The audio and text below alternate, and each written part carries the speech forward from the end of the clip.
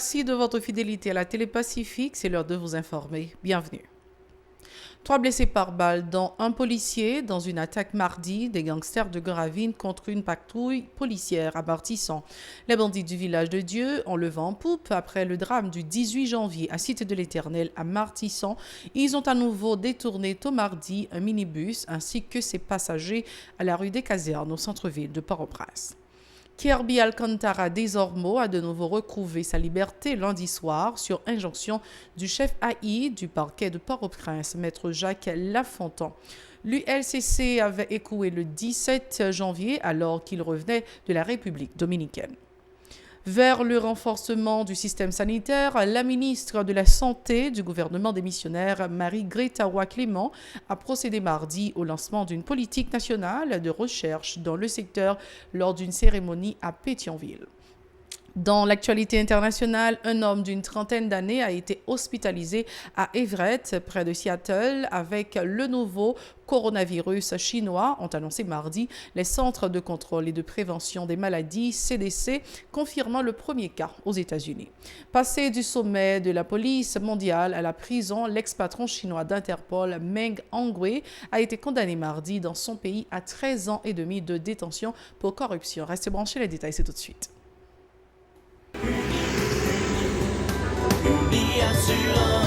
Si vous voulez assurer vie, vous ne sommes pas de gâter tête. Assurance, c'est pas oublié.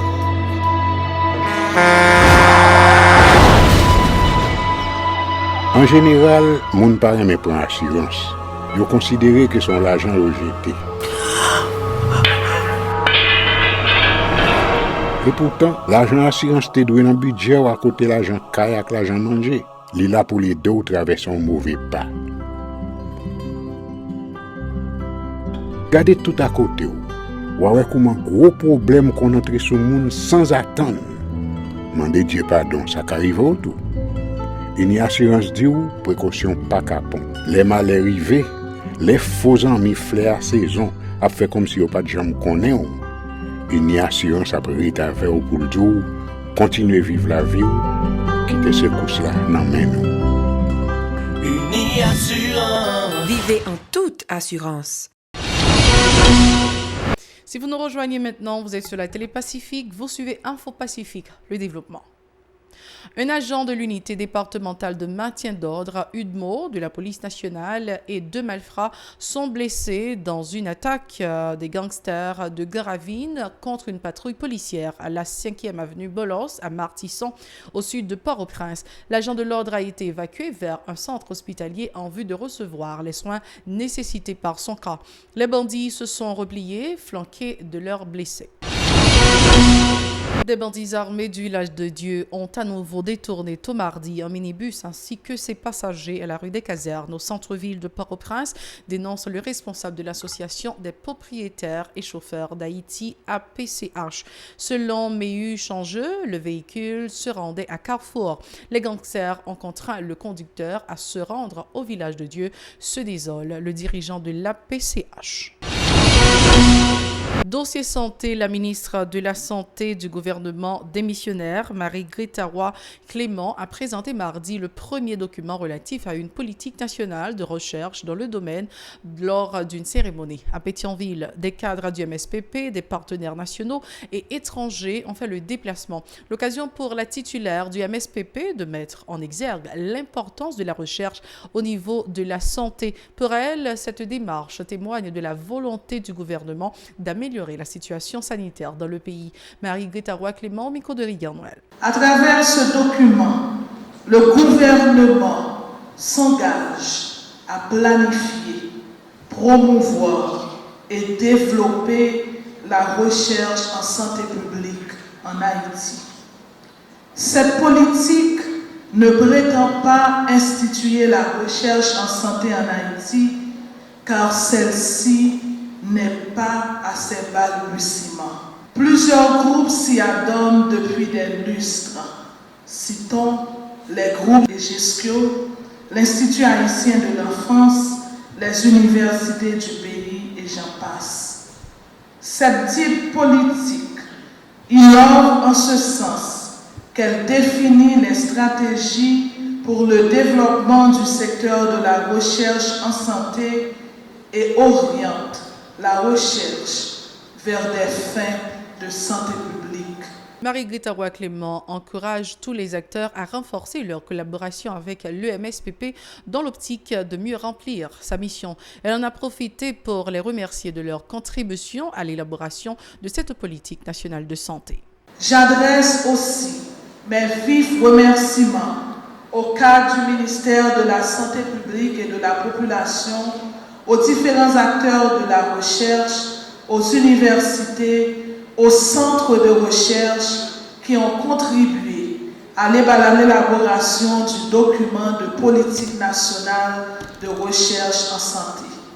Je remercie enfin l'Union européenne et la Fondation Mérieux pour leur appui technique et leur contribution financière à la matérialisation de ce projet qui s'inscrit dans le cadre du grand projet SP Haïti Lab dont les interventions ont eu jusqu'ici un sérieux impact. Au nom du gouvernement haïtien et au nom du peuple haïtien, je vous exprime, Monsieur le représentant de l'Union européenne en Haïti et Madame la représentante de la Fondation Mérieux, toute ma gratitude. Présent à cette activité, le chef des opérations de l'Union européenne en Haïti, Rodriguez Ruiz, a indiqué que depuis 2015, l'UE collabore dans le domaine de la recherche en santé avec Haïti.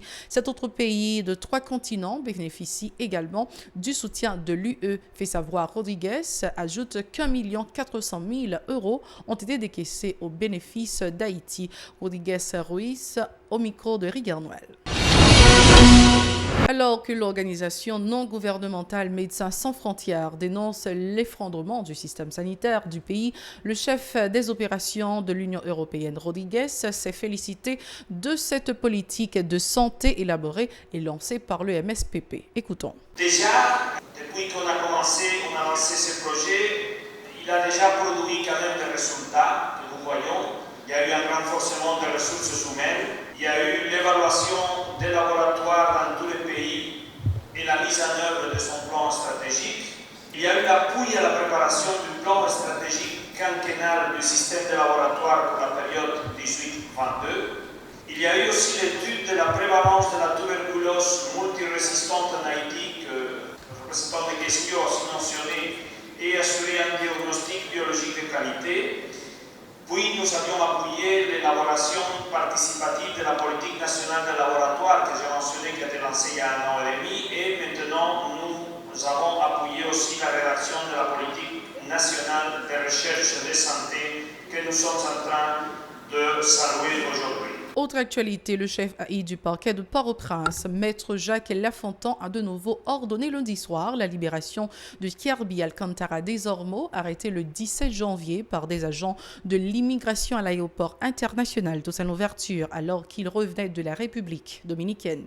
Le Dominicain qui représente Haïti comme diplomate dans son pays a été arrêté pour la 2e fois sur ordre de l'unité de lutte contre la corruption ULCC sous la houlette du fameux Claudie Gasson, ancien chef du parquet de Port-au-Prince. Kirby Alcantara Desormeaux, qui est en compagnie de son avocat, Maître Mario Delcy, est soupçonné de faux et d'usage de faux dans le cadre d'une enquête diligentée par l'ULCC. Je félicite tous les professionnels du ministère de la Santé publique avec Madame la ministre à la tête, tous les amis de la Fondation Mérieux, du GESPIO, de l'Académie en général, tous les professionnels de la santé du pays, pour tout le travail accompli et pour les nouvelles possibilités que cette politique de recherche ouvre devant eux au bénéfice final des Haïtiennes et des Haïtiens.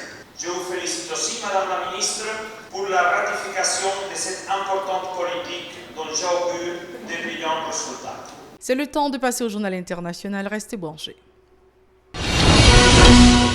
Merci et bienvenue à la deuxième partie du journal. Nous sommes maintenant à l'étranger. Un homme d'une trentaine d'années a été hospitalisé à Everett, près de Seattle, avec le nouveau coronavirus chinois, ont annoncé mardi les centres de contrôle et de prévention des maladies CDC, confirmant le premier cas aux États-Unis. Il s'agit du dernier pays touché après la Chine, le Japon, la Corée du Sud, la Thaïlande et Taïwan. L'individu, dont l'identité n'a pas été dévoilée, n'avait visité aucun des marchés d'où ont émané de nombreux cas à Wuhan, en Chine, mais avait seulement voyagé dans la région, a déclaré Nancy Maisonnier, directrice du Centre des maladies respiratoires des CDC, dans une conférence téléphonique avec la presse. L'homme était arrivé à l'aéroport de Seattle le 15 janvier par un vol indirect depuis Wuhan. Il n'avait pas de symptômes à l'arrivée, mais a contacté de lui-même les services de santé dimanche après l'apparition de symptômes. Un échantillon transmis au CDC a permis de confirmer lundi qu'il était bien contaminé par le nouveau virus, a indiqué Scott Landskist, épidémiologiste de l'État de Washington. Nous sommes toujours dans l'international. Passé du sommet de la police mondiale à la prison, l'ex-patron chinois d'Interpol, dont la rocambolesque disparition en 2018 avait défrayé la chronique, a été condamné mardi dans son pays à 13 ans et demi de détention pour corruption. Il ne fera pas appel. Le verdict est donc le point final d'une affaire déclenchée en septembre 2018, lorsque Meng Hongwei disparaît du siège lyonnais de l'Organisation policière mondiale. Inquiète son épouse, Grace alerte la police française. Il faudra attendre une dizaine de jours pour que Pékin annonce que M. Mehu est rentré en Chine, où il a été placé en détention sous la soupçon de corruption. Jugé en juin dernier, M. Meng avait plaidé coupable d'avoir accepté 1,80 million d'euros de pots de vin. N'oubliez pas de nous suivre sur les réseaux sociaux Facebook, Twitter, Instagram, YouTube ou encore radiotélépacifique.com. Téléchargez l'application Radio Télépacifique sur votre smartphone. Ou bien si vous êtes à Nassau, Bahamas, suivez-nous sur Rêve TV, chaîne 384. C'est la toute fin de ce journal. Merci de l'avoir suivi avec nous. Au revoir.